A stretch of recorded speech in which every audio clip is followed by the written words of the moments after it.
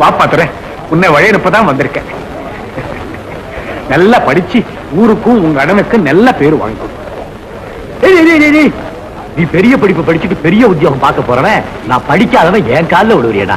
அண்ணே, நீங்க எனக்கு கூட பிறந்தவர் மட்டுமில்லை, எல்லாமே நீங்களா இருந்து என்ன உருவாக்கி இருக்கீங்க. உங்க ஆசீர்வாதம் மேலும் மேலும் எனக்கு துணையா இருக்கும். நல்லா படிச்சுட்டு பெரிய ஆளா திரும்பி வர போயிட்டு நேரமா பரப்பு.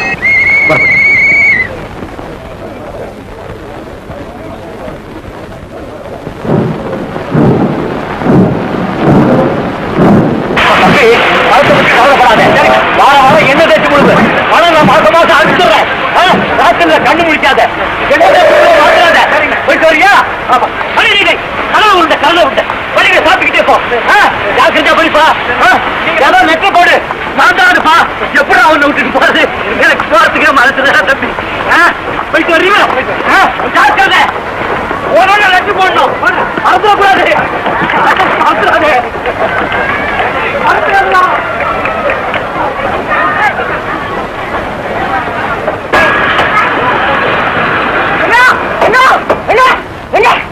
கணத்து வீட்டு நிறைய போலீஸ் இருக்கு, உன்ன தேடிட்டு இருக்காங்க.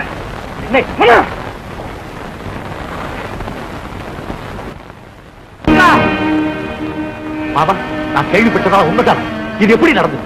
நாம கேட்க வேண்டியது அவன் கேட்கிறான், முந்திக்கிறான். ஐயா, இது யார் செஞ்ச வேலை? அதத்தான் நான் உன்ன கேட்கிறேன், யார் செஞ்சாங்க? எனக்கு ஒண்ணு தெரியாதுங்க. 100 மூட்டை திருடி வித்து போட்ட ஒண்ணும் தெரியாதுங்க. 100 மூட்டை நான் திருடி வித்தா? கிடங்கு உன்னுடைய பொறுப்புல தானே இருந்தது? ஆமா. கிடங்கு சாவி உன்கிட்ட தானே இருந்தது? ஆமா. கணக்குல ஐயா ஐயா, நீங்க ரெங்கன் கிட்ட சாவி கொடுக்கும் போது கிடங்குல எத்தனை மூட்டை இருந்தது? நான் எண்ணி பார்க்கும் போது 200 வந்துச்சுங்க. இப்போ 100 தாங்க வருது. 100 மூட்டையா? ஐயா, இத பத்தி எனக்கு ஒண்ணுமே தெரியாதுங்க. சார், எப்படி எல்லாம் கேட்டா அவன் சொல்ல மாட்டான். ஜமீன்தார் ஐயா, என்ன சத்தம் போடுற? நீ மூட்டை திருடனுக்கு சாட்சி இருக்கு. ஏன் முனியா ஐயாட்ட சொல்றான்? ஐயா, நேத்து மத்தியானம் நம்ம பெரிய வாய்க்கா பக்கத்துல ரெங்க ஒரு வளர்ந்த ஆளுகிட்ட பணத்தை எண்ணி எண்ணி வாங்கிட்டு இருந்தா. ரெங்கா, நீ சொல்லு. நேத்து ராத்திரி 11 மணி இருக்குங்க. 2 வண்டி நிறைய நெல்லுங்களை ஏத்திக்கிட்டு ரெங்க தனியா போய்கிட்டு இருந்தான். சங்கிலி சொல்லேண்டா. ஆமாங்க ஐயா, நானும் பார்த்தேங்க. சங்கிலி, முனியா, ஏன்டா அப்படி போய் சொல்றீங்க? ஜமீன்தார் உங்களுக்கு ஏதாவது பணம் கொடுத்தாரா? ஐயா ஐயா, சத்தியமா சொல்றேன், எங்க அம்மா மேல ஆணையா சொல்றேன், இத பத்தி எனக்கு ஒண்ணுமே தெரியாது. பெரிய ஹரிச்சந்திர மகன் இன்ஸ்பெக்டர், இவங்க அம்மா ஒரு திருடி, அந்த திருடி திருச்சி பெற்ற பிள்ளைதானே இவன்.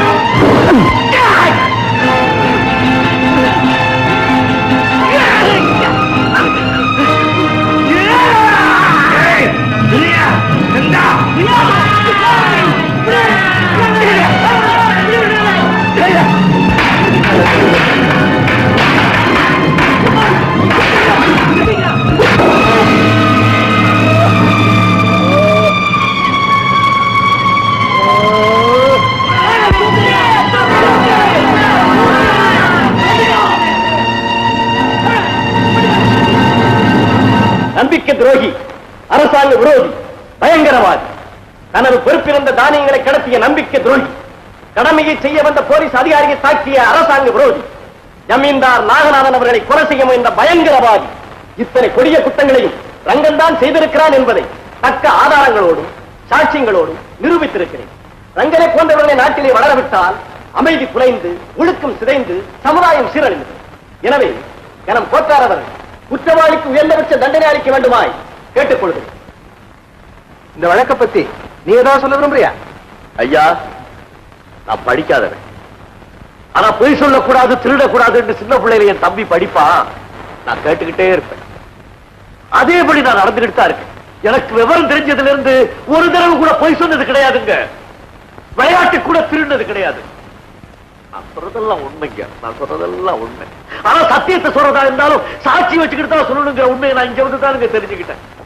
இதோ இங்க இருக்கிறவங்க எல்லாம் சாட்சி சொல்ல கூண்டுல ஏந்தப்ப சத்தியம் தான் சொல்றேன், சத்தியம் தான் சொல்றேன்னு சொன்னாங்க. ஆனா ஒருத்தர் கூட சத்தியமே சொல்லலைங்க ஐயா, சத்தியமே சொல்லல.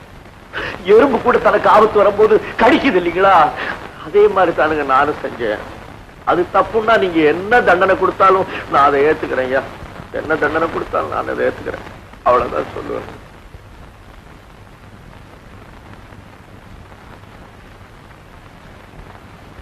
இருதரப்பு வாதங்களை கொண்டும் சந்தர்ப்ப சாட்சியங்களை வைத்தும் குற்றம் சாட்டப்பட்டிருக்கும் ரங்கனை குற்றவாளி என்று தீர்ப்பளிக்கிறார்.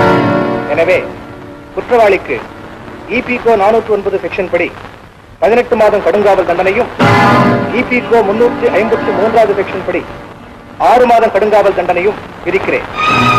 ஏக காலத்தில் தண்டனைகள் நிறைவேற்றப்பட வேண்டும் என்று உத்தரவிடுகிறேன்.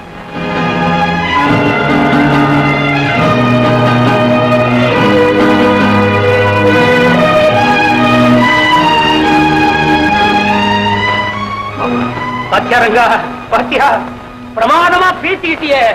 நியாயம், தர்மம், சத்தியம் அதெல்லாம் பேசலாமே தவிர வாழ்க்கையில கடைப்பிடிச்சா கடைசியில முடிவுதான். கால நேரத்தை அனுசரிச்சு வளைஞ்சு கொடுத்து போகலன்னா இந்த காலத்துல குழைக்கவே முடியாது. பணக்காரங்கிட்ட மாத்திரம் மோதக்கூடாதா? அவன் மனசு வச்சா இந்த உலகத்துல அவனால ஜெயிக்க முடியாது, எதுவுமே கிடையாது. இருக்கு மாமா, இருக்கு. எல்லாத்துக்கு மேல தெய்வம்னு ஒண்ணு இருக்கு, நியாயம்னு ஒண்ணு இருக்கு. அட போடா, பெருசா நியாயத்தை கண்டுட்ட. அநியாயத்தை எதிர்த்து அன்னைக்கு கடத்து மேட்ட சண்டை போட்டிய எங்க குறைஞ்சு விட்டுருக்கு பாத்தியா உன்ன? மாமா, அரசு அன்னைக்கே கொல்வான், தெய்வம் நின்றுதான் கொல்லுன்னு எங்க அம்மா அடிக்கடி சொல்லுவாங்க. ஆமா, தெய்வம் நின்னு கொல்லிச்சு. இப்பெல்லாம் அநியாயக்காரன் பக்கத்துல தாண்டா தெய்வமே இருக்குது. கங்கா, கொஞ்சம் கூட யோசிக்காம அவசரப்பட்டு இப்படி ஒரு காரியத்தை பண்ணி உள்ள வந்துட்டியே. உன்னையே நம்பி இருக்கிற ஒரு தம்பி கதி என்ன ஆகும்னு யோசிச்சியா? அதை பத்தி பேசுறதுக்காக தான் உங்களை பார்க்கணும்னு நினைச்சேன். என்னுடைய சம்பள பணம் ஜமீன்தார் வீட்டுல நிறைய இருக்கு. அதை மொத்தமா நீங்க வாங்கி வச்சுக்கோங்க. மாசம் மாசம் என் தம்பியோட படிப்பு கொஞ்சம் கொஞ்சம் பணம் இருக்கும். களத்து மேட்ட நடந்த தகராறோ நான் ஜெயிலுக்குள்ள இருக்கிறதோ என் தம்பிக்கு தெரிய வேண்டாம். வெளியுலகத்துல அனாதை ஆயிட்ட என் தம்பிக்கு இந்த சமயத்துல நீங்க தான் தாய், தகப்பு, அண்ணன் எல்லாம். தெய்வமா இருக்கிற எங்க அம்மாவோட ஆசையும் என்னுடைய லட்சியமும் நிறைவேறணும்னா என் தம்பி நல்லபடியா படிக்கணும். அதுக்கு நீங்க தான் மாமா உதவி செய்யணும். மாமா சரின்னு சொல்லுங்க மாமா, சரின்னு சொல்லுங்க. கவலைப்படாதீங்க, உன் தம்பி துறையை நான் பார்த்துக்கிறேன்.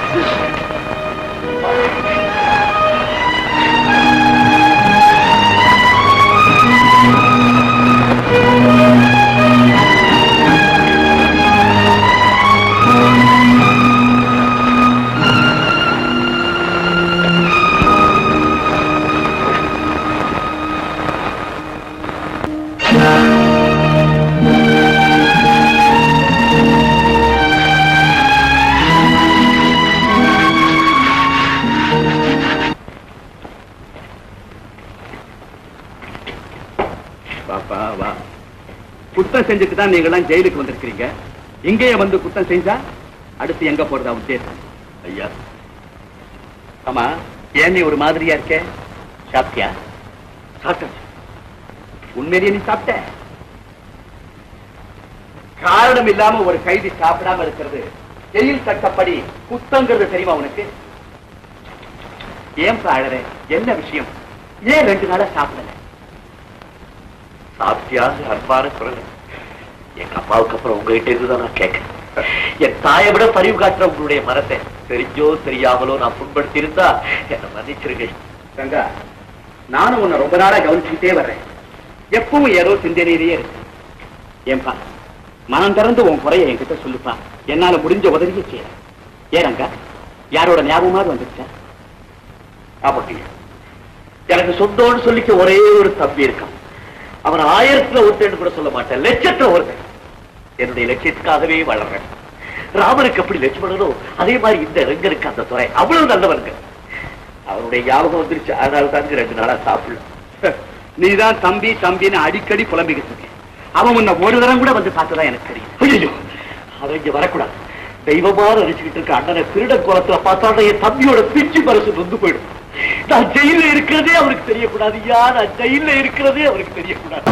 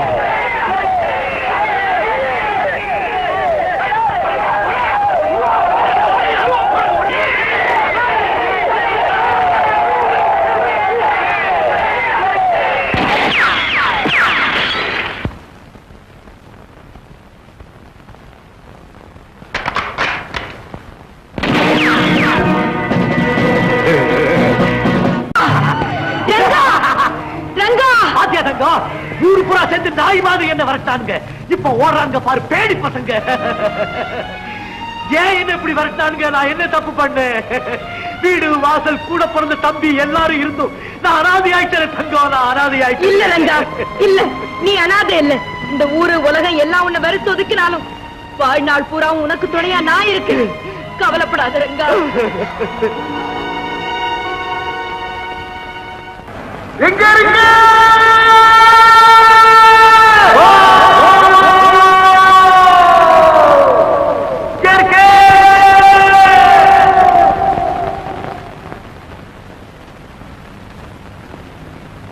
என்னடா உன் தம்பி வந்திருக்கானா? என் தம்பி வந்திருக்கானா? எங்க வந்திருக்கா? எப்படி வந்திருக்கா? உங்க ஊருக்கு அவன் தம்பி இன்ஸ்பெக்டர் வந்திருக்காரா? என்னங்க? என் தம்பி வந்துட்டானா? நான் நினைச்சபடியே என் தம்பி இன்ஸ்பெக்டர் வந்துட்டானா? பழத்தம்பி புரியா கத்தா என் தம்பி வந்துட்டாராடா. என் தம்பி வந்துட்டானா? தம்பிகிட்ட போலாம். ரங்கா போகாத நில்லு. ஏண்டா என்ன ஆமத்தை தவளை போகக்கூடாது ரங்கா. என்ன சொல்றேன்? போலீஸ்காரல பார்க்க போனா பிடிச்சி ஜெயில போட்டுருவாங்கன்னு சொல்றேன். தூக்கில போட்டாலும் போட்டுடுவாங்க. சும்மா நிறுத்துக்கடா. என் தம்பியை பத்தி உங்களுக்கு தெரியாது. அவன் தங்க தம்பிடா. அதனால நான் சொல்றோம் கண்ணை குத்திடுவும் ஜாக்கிரவான்னு. போகடா நீங்களும் உங்க புத்தி பத்திரம். டேய் மரியாதையா சொல்றேன். எல்லாரும் என் பின்னால வந்து என் தம்பியை பாத்தீங்கன்னா ஒருவேளை அவன் மன்னிச்சாலும் மன்னிச்சிருவான். நாம எல்லாம் சந்தோஷமா போய் கிராமத்துல இருக்கோம். உனக்கு என்ன பைத்தியமா பிடிச்சிருக்கு? இல்லடா அவனுக்கு தம்பி மேல உள்ள பாசம் அவன் கண்ணை மறைச்சிடுச்சு. டேய் நீங்க எல்லாம் வந்தா வாங்க வராட்டிக்கோங்க. பாத்து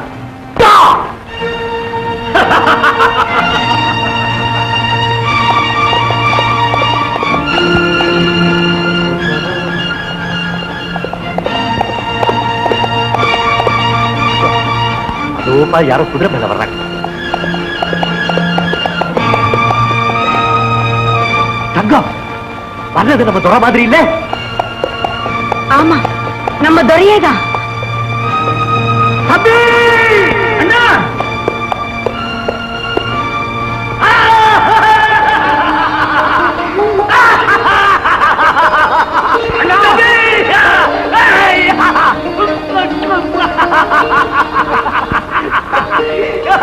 தம்பி நீரானது எனக்கு ஒரு கையே உடஞ்ச மாதிரி ஆயி போச்சுப்பா. ஊர்ல எல்லாருமா சேர்ந்து என்ன இந்த நிலைமைக்கு ஆளாக்கிட்டாங்கப்பா. எல்லாம் எனக்கு தெரியும். ஆனா தம்பி வழி வாங்கின அத்தனை பேரும் என்ன கண்டாலே சும்மா நடுக்குபடியா செஞ்சு. இனிமே எனக்கு எந்த கவலையும். அதான் நீ வந்துட்டிய. தம்பி என்ன ஊருக்குள்ள கூட்டிட்டு நான் செஞ்ச தப்புக்கெல்லாம் எல்லாத்துக்கும் மன்னிப்பு கேட்கிறேன். அதான் நீ பெரிய இன்ஸ்பெக்டர் ஆச்சே. நீ என்ன மன்னிச்சிரு. என்ன ஊருக்குள்ள கூட்டிட்டு போ.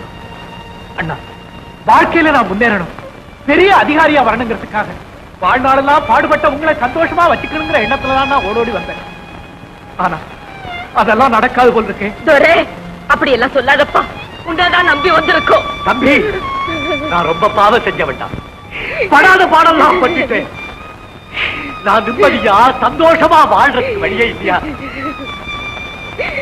இருக்கு இருக்கு. நான் என்ன செய்யணும்? எதுவா இருந்தாலும் செய்யறேன். நீங்க உடனடியா போலீஸ்ல சரணடையணும்.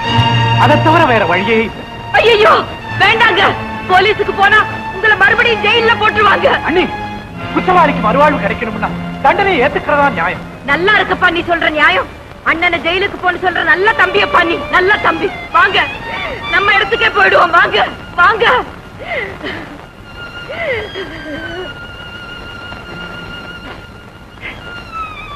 தம்பி ஒன்னதான தெய்வமாக நினைச்சுக்கிட்டு இருந்தேன். ஒன்னாலதான் எனக்கு ஒரு விடுவுக்கான ஒரு கனவு கண்டுகிட்டு இருந்தேன்.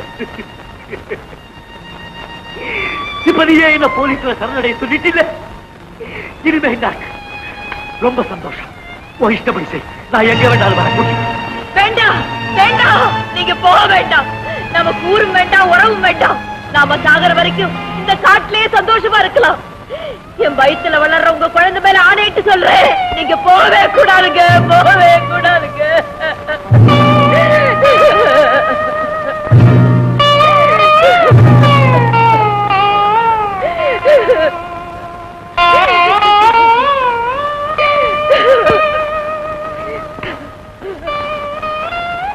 நீ போகலாம்.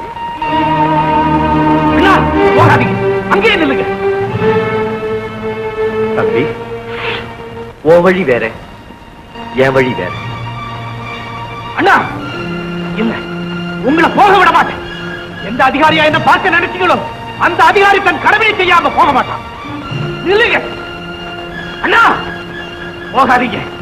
ஒரு அடி எடுத்து வச்சாலும் சுட்டுடுவேன்.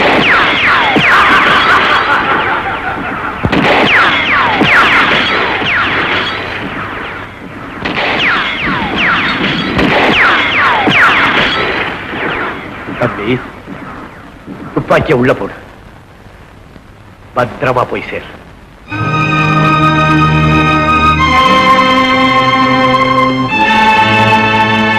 அண்ணா, குற்றவாளி தண்டனை அடைஞ்சே தீரணும். என்னைக்காவது ஒரு நாள் உங்களுக்கு விலங்கு மாட்டியே தீருது.